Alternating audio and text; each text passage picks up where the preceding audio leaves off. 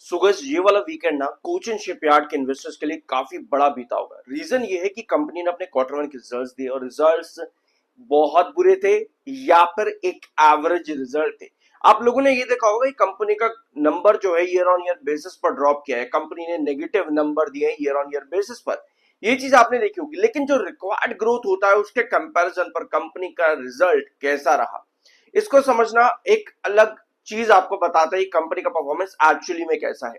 अब मार्केट की सिचुएशन अच्छी नहीं है, क्यों अच्छी नहीं है उसको भी हम यहाँ पर डिस्कस करते हैं। शुरुआत करेंगे आज के इस वीडियो की कोचिन शिपयार्ड चार्ट्स वीडियो के आखिर में, तो वीडियो को एंड तक देखना। Alright, I am an awesome certified, subscribe जरूर कर देना अगर पहली बार आए हो तो। ठीक है, ये है आज के दिन की खबर। यूएस और तेहरान का मेमोरेंडम ऑफ अंडरटेकिंग एक साइन हुआ था जून को लेकर के। ठीक है, कि जून के बाद में हम जो है लड़ाई खत्म कर देंगे, परमानेंट एंड कर देंगे हम इस यूएस ईरान कॉन्फ्लिक्ट का।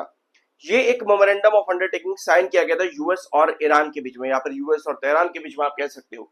अब ये हो रहा है भैया एक्सपायर, कल के दिन की शायद आखिरी डेट है इसकी, ये कल एक्सपायर हो जाएगा। अब इस एक्सपायरी के पहले ही टेंशन ये आ चुकी है कि भैया इसके बाद क्या होगा। यूएस ईरान की बात मानने को राजी नहीं, ईरान यूएस की बात मानने को राजी नहीं, तो क्या ये जो मेमोरेंडम ऑफ अंडरटेकिंग साइन हुआ था उसके बाद में फिर लड़ाई शुरू कर देंगे? क्योंकि एक क्या होता है ना, एक कॉन्ट्रैक्ट साइन अगर किया जाता है, कॉन्ट्रैक्ट का अगर एक्सपायरेशन आ जाए तो उसके बाद उस कॉन्ट्रैक्ट को किस तरीके से आगे हेल्ड किया जाएगा, इसकी टेंशन बहुत बड़ी है यहाँ पर यूएस ईरान के बीच में। अब इसी वजह से आज के दिन क्या हो रहा है भैया, सेंसेक्स एक बार फिर से बड़ी गैप डाउन ओपनिंग के अंदर खुलता देखने को मिला और इसका नुकसान बहुत से स्टॉक्स पर मिल भी रहा है। और अगर आप कोचिन शिपयार्ड को देखोगे तो कोचिन शिपयार्ड पर क्वार्टरली रिजल्ट्स आने के बाद ही कोटक और अदर ब्रोकरेज हाउसेस ने अपने डाउन साइड के टारगेट्स और रेटिंग्स देना स्टार्ट कर दिया है। कोटक का पहले जो टारगेट था वो काफी सही था कोचिन शिपयार्ड को लेकर के, लेकिन रिजल्ट्स को देखते ही इन्होंने पूरी तरह से अपनी कहानी जो है कोचिन शिपयार्ड के अगेंस्ट बदल दी। इन्होंने कहा कि 42% डाउनसाइड पोटेंशियल यहां से रहेगा कोचिन शिपयार्ड का, और वीक रिजल्ट्स कंपनी के यहां पर है, इसकी वजह से आपको ये गिरावट देखने को मिलेगी। ऑलराइट, अब 42% अगर स्टॉक डाउनसाइड जाता है तो आपको गिरावट तो बड़ी मिलेगी। लेकिन एक बार चार्ट पर आओ, आज के दिन आपको क्या नजर आ रहा है कि कोचिन शिपयार्ड ने गैप डाउन ओपनिंग करी है। ये आज के दिन की कैंडल है, गैप डाउन ओपनिंग तो बड़ी करी यहाँ पर आज कोचिन शिपयार्ड ने, लेकिन टेक्निकली स्टॉक स्टिल काफी ज्यादा स्टेबल है। वो कैसे, 7 ईएमए 21 ईएमए के ऊपर है। इसकी स्टेबिलिटी यहाँ पर कोचिन शिपयार्ड कहीं ना कहीं बनाने की कोशिश कर रहा है, जिसके बाद में आज के दिन जो गैप डाउन ओपनिंग हुई है आपकी 1460 के नीचे, उसके बाद वापस से रिकवरी बनाने की कोशिश कर रहा है कोचिन शिपयार्ड। सो अगर ये रिकवरी यहां पर रहती है 1490 तक की पोजीशन पे, 1490 और 1460 के बीच में, तो आई बिलीव कि कुछ सेशन यहां पर स्टेबिलिटी दिखाने की कोशिश जरूर करेगा। रीजन यही है, 7 ईएमए 21 ईएमए के ऊपर होना, बस ये एकमात्र रीजन है। वेयर आज अगर आप लॉन्ग टर्म चार्ट पर देखोगे तो आपको यहां पर नजर आएगा कि एक लंबे टाइम के बाद 200 ईएमए, जो ब्लैक लाइन आप देख रहे हो 200 ईएमए, एक लंबे टाइम के बाद 200 ईएमए को क्रॉस किया था, लेकिन फिर से वहीं पर आपको डंप होता देखने को मिला। तो जब भी कोई स्टॉक 200 ईएमए के पास रेगुलरली बना रहता है एक लंबे टाइम तक, ये एक स्टेबिलिटी का इंडिकेशन देता है। लेकिन जब चीजें आपके फेवर में नहीं आती और 200 ईएमए पर हम स्ट्रगल कर रहे हैं, जैसा लास्ट वीक देखने को मिला, वो इंडिकेट करता है कि अभी आपको एंट्रीज के लिए वेट करना चाहिए। ये मैं अपने आप से नहीं कह रहा, ये चार्ट अभी आपको बता रहा है कि अभी आपको इंतजार करना चाहिए एटलीस्ट 200 ईएमए पर, यानी 1530 पे स्टेबल होने का। जब तक नहीं हो रहा तब तक चार्ट्स इंडिकेट कर रहे हैं कि 7 ईएमए 21 ईएमए जब तक एक दूसरे के पैरेलल हैं तब तक थोड़ा सा कंसोलिडेट करेगा। उसके बाद में जो भी कहानी बनती है चार्ट्स के 7 ईएमए 21 ईएमए के बीच में, उसके अकॉर्डिंग नेक्स्ट मोमेंटम मिलेगा। तो आई बिलीव कि अभी यहाँ पर चार्ट बता रहे हैं कि हमें अभी हमको वेट करना चाहिए कोचिन शिपयार्ड के अंदर। ठीक है, बाकी आपका अपना ओपिनियन जैसा आपको सही लगे वो करना। ठीक है, सो ये रहे कंपनी के रिजल्ट्स। अभी हम आते हैं, लेकिन पहले यहां पर एक चीज नोट कर लो कि 2 दिन पहले ही सीएसएल ने 9,55,800 का फाइन लगाया है यहाँ पर। ठीक है, for board committee non compliance of services, board awaiting government appointments. ठीक है, तो ये एक फाइन लगाया गया है सीएसएल के ऊपर। ऑलराइट, और ये रहे कंपनी के रिजल्ट। जो रिक्वायर्ड ग्रोथ, जैसा ही मैंने आपको बताया, रिक्वायर्ड ग्रोथ जो कंपनी का था ईयर ऑन ईयर बेसिस पर कंपनी 977 करोड़ से 910 करोड़ पर गिरती देखने को मिली। लेकिन जो रिक्वायर्ड ग्रोथ था कंपनी का रेवेन्यू उससे अच्छा आया है, यानी कि भले ही आपको -6.91% यहाँ पर रेवेन्यू ग्रोथ दिख रहा है ईयर ऑन ईयर बेसिस पर, negative, but still required growth से ये काफी अच्छा इंप्रूवमेंट है कोचिन शिपयार्ड का।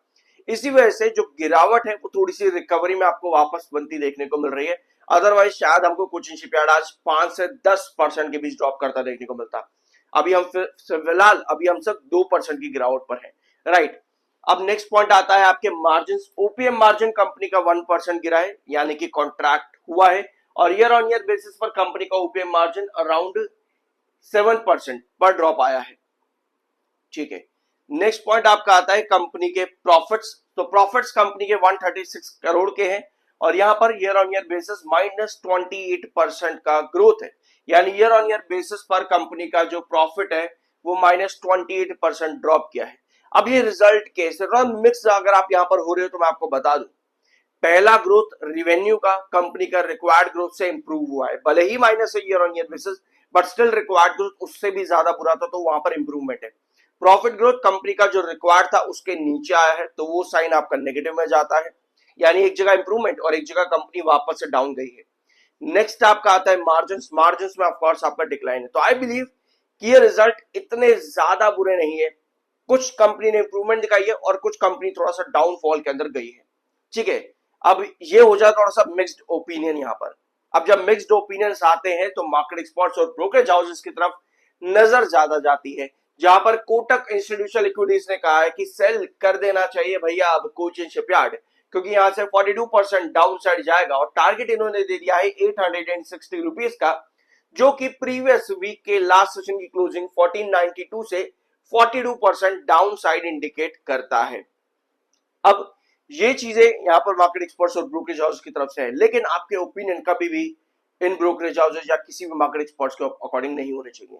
आपको क्या देखना चाहिए, हमेशा इस चीज को ध्यान में रखना। 72.5 पर एमएफआई, 59 पर आपका आरएसआई है।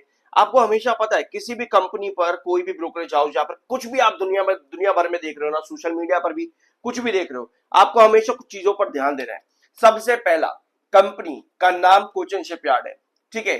नेक्स्ट, उसके टेक्निकल्स कैसे हैं। नेक्स्ट, मार्केट न्यूज क्या इंडिकेट कर रही है उस पर्टिकुलर सेक्टर को लेकर के। नेक्स्ट, कंपनी में कैसी न्यूज है। इन सब चीजों को जब आप इवैल्यूएट करते हो तब आप अपना खुद का डिसीजन सही बनाते हो, रादर देन कि भैया किसी ब्रोकरेज हाउस ने बोल दिया कि भैया 42% डाउन साइड, तो भैया डाउन साइड ही जाएगा, अब तो भैया निकल लेते हैं, यहां से एग्जिट कर देते हैं। आपको इन चीजों को इवैल्यूएट करना आना चाहिए, इसके बिना आप अपना खुद का डिसीजन कभी नहीं ले सकते।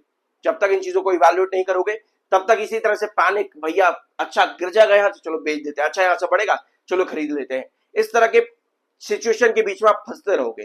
तो बेटर ये है कि इन चीजों को साथ के साथ इवैल्यूएट करो। कंपनी का नाम of course Cochin shipyard, company में क्या टेक्निकल है, क्या मार्केट न्यूज है, कंपनी से रिलेटेड क्या न्यूज है, चार्ट्स क्या आपको बता रहे हैं, इन सब चीजों को समझना जरूरी है। अब हम यहाँ पर वापस आते हैं आपके कोचिन शिपयार्ड के चार्ट पे। ये चार्ट आपको क्या बता रहा है, ये चार्ट आपको बता रहा है 7 ईएमए 21 ईएमए के ऊपर है। ये आपको बता रहा है कि 1460 से लेकर के 1485 के बीच का भैया मेरा कंसोलिडेशन है। ये चार्ट आपको ये चीज दो लेवल इंडिकेट कर रहा है। ये आपको बताना चाह रहा है चार्ट कि भैया जब तक मैं इन दो लेवल्स के बीच में हूं, मेरे पास सिर्फ और सिर्फ ज्यादा से ज्यादा एक साइडवेज मोमेंटम बन सकता है, मैं किसी बड़े ब्रेकआउट की यहां से पॉसिबिलिटी नहीं दे रहा।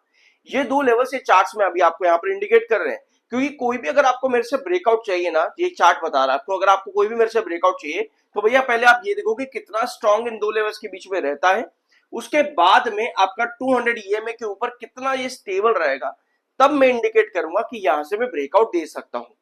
अदरवाइज तब तक नहीं, जब तक मैं ये तीन लेवल्स को स्टेबिलिटी के साथ में ना कंसोलिडेट कर लूं, तब तक मैं ब्रेकआउट्स की अपॉर्चुनिटी नहीं बता रहा भैया, मैं चार्ट हूं। ये आपको अपने आप से चार्ट इंडिकेट कर रहा है। आपको पहले भी दिखेगा कि लगभग 1530 के पास से आपको ड्रॉप मिला है, यहां पर भी और रिसेंटली इधर भी, मतलब 3 बार 1530 आपका ऑलरेडी ब्रेकडाउन हो चुका है। यानी double top pattern, triple top pattern, इसको आप डब्ल्यू पैटर्न कहो, कुछ भी कहो, सब सिचुएशन पे आपको यही मिलता है कि 1485 और 1460 ये दो ट्रेंड्स बहुत इंपॉर्टेंट है। अब जब बात आती है इन दो ट्रेंड्स की, तो ये दैट मींस कि यहां पर शॉर्टर भी बहुत एक्टिव होंगे, और जब भी आपको एक पंप मिलेगा हो सकता है आपके पास प्रॉफिट बुकिंग शॉर्टर की बार बार देखने को मिले। बस एक इन्वेस्टर को इन सब चीजों का ध्यान देना होता है कि कब मुझको एक बढ़िया एंट्री करनी चाहिए, ताकि रादर देन कि मैं कभी भी अनसर्टेनिटी में गिरूं, मुझे एक अप ट्रेंड ही कंटिन्यूअसली मिलता रहे। आई होप ये पॉइंट आप यहां पर समझ चुके होंगे कोचिन शिपयार्ड के रिगार्डिंग। सब्सक्राइब जरूर कर देना, कुछ जानने को अच्छा मिला हो। और एक छोटी सी बात में वीडियो के आखिर में आप चाहो तो वीडियो को यहाँ पर बंद कर देना, एक छोटी सी बात में आप व्यूअर्स की ही होती है, उसको यहाँ पर समझाना चाहता हूँ। देखो, काफी सारे व्यूअर्स के कमेंट होते हैं कि भाई पैनिक क्रिएट हो रहा है, ये हो रहा है, वो हो रहा है, उसने ऐसा कह दिया, मैंने ऐसा कर लिया। सिंपल सी बात है, मार्केट बहुत बड़ा है, यहाँ पर ज्ञान देने वाले हजारों लाखों बैठे हैं, लेकिन आपको सिर्फ और सिर्फ सीखना है। सीखे बिना जब तक आप डिसीजन इधर से पूछोगे उधर से पूछोगे, आप फिर यही कहोगे कि भैया मैं तो पागल हो गया, ये सब पागल बनाते हैं बैठ करके, इनको कुछ नहीं आता है। अगर आपको कुछ आता है तो आपको यहाँ आने की जरूरत ही नहीं पड़ती है, समझ रहे हो। जिसको नहीं आता वो, अगर वो यहाँ पर इस चैनल पर आ रहा है, स्पेसिफिकली अगर मैं अपने चैनल की बात कर रहा हूँ, अगर वो मेरे चैनल पर आ रहा है तो मैं NISM सर्टिफाइड हूँ, ठीक है। कुछ सीखने को मिलता है, सीख करके जाओ। लेकिन अगर आपको लगता है कि भैया कुछ नहीं आता है, तो प्लीज जिंदगी में कभी मत आना मुड़ करके, क्योंकि जब तक आप सही प्लेटफॉर्म पर सही जगह जाकर के सही तरीके से नहीं सीखोगे और नहीं सीख पा रहे, तो आपको कोई जरूरत नहीं है कि ऐसी जगह पर जाने की जहां पर आप सीख नहीं पा रहे हो, चाहे वो मेरा ही चैनल हो या फिर कुछ भी हो। जरूरी यह है कि सीखो और अपने डिसीजन खुद से भी लेना सीखो। कुछ नया जानने को मिला हो, मिलता अगले वीडियो में।